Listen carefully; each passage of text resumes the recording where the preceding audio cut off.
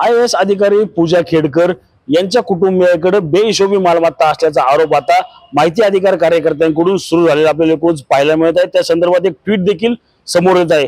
हे जे ट्विट ज्यांनी केलं आहे ते सामाजिक कार्यकर्ते आणि RTI कार्यकर्ते विजय कुंभार सर आपल्या सोबत आहेत। सर काय सांगाल की तुम्ही एक ट्विट केलंय त्यामध्ये खेडकर कुटुंबियांची जी आहे ती एकूण प्रॉपर्टी किंवा मालमत्ता जी आहे ती समोर आणलेली, नक्की ही बेहिशोबी मालमत्ता कशी म्हणता येईल किंवा काय त्याला सोर्स असेल? महत्त्वाचं कारण असं आहे की त्यांनी नॉन क्रिमिलियर OBC मधून अप्लाय केलं होतं।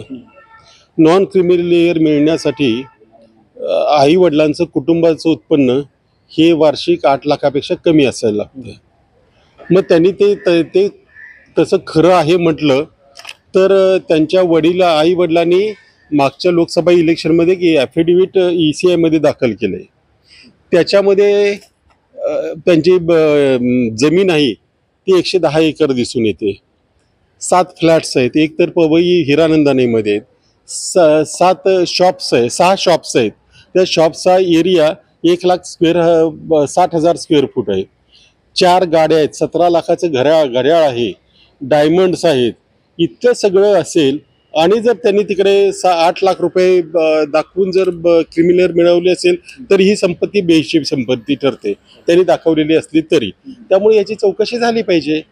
आणि एवढी संपत्ती येण्यासाठी ही काही सरकारी नोकरीतून किंवा अशी एवढी संपत्ती कधीच होत नाही, हे सगळ्या जगाला माहिती आहे। तुमचा पगार, तुमचं राहणीमान, तुमचा खर्च आणि पूजा खेडकर यांच्या नावावरही 17 कोटीची मालमत्ता आहे।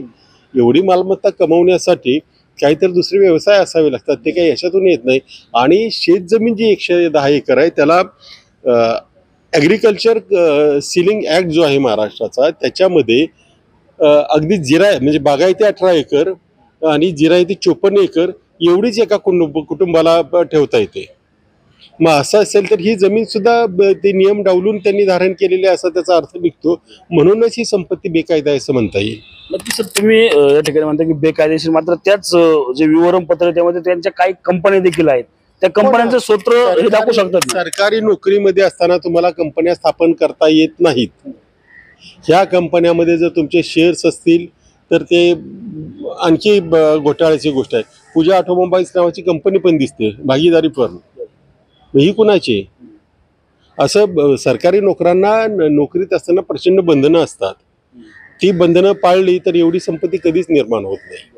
याची चौकशी व्हावी असं वाटतंय? चौकशी व्हायलाच पाहिजे। मी आता ऑलरेडी ट्विट वगैरे केले, ट्विटमध्ये DOPT महाराष्ट्राच्या मुख्य सचिव यांना टॅग केलेलं आहे आणि एक ऑफिशियल तक्रार माझी आज PMOला आणि महाराष्ट्र शासनाला जाईल। नक्कीच आता आपण पाहिलं तर IAS अधिकारी पूजा खेडकर यांच्या अडचणींमध्ये जे आहे आता मोठी वाढ होण्याची शक्यता जी आहे आता या बेहिशोबी मालमत्तेच्या आरोपावरून आपल्याला एकूणच पाहायला मिळणार आहे। रणजित जाधव, TV9 मराठी, पिंपरी चिंचवड।